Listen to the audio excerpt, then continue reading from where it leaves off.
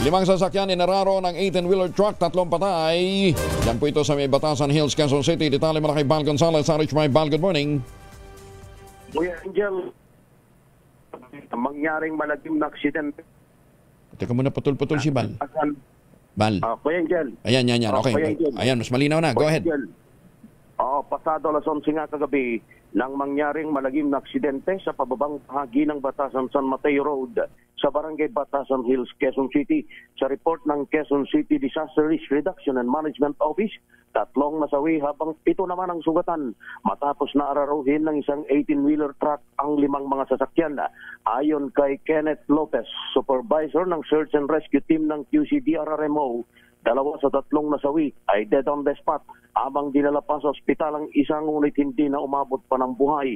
Sa investigasyon ng QCPD Traffic Sector 5, mabilis ang takbo ng truck hanggang sa hindi na makontrol ng driver ng manibela na tuluyang sumadsad pababa. Lumalabas na naiwan ang dalang container ng truck at tumama sa poste ng Center Island habang dumiretso naman ang trailer head nito sa kabilang linya at dito nito sinalpok ang 2 motorsiklo at isang AUV.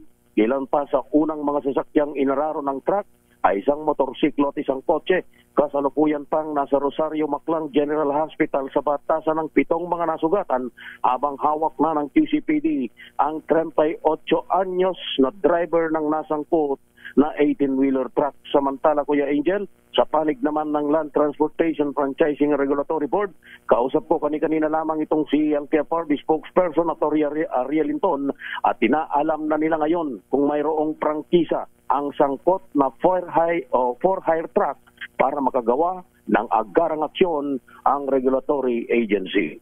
Ako si Bal Gonzales, DCRA, una sa Pilipinas,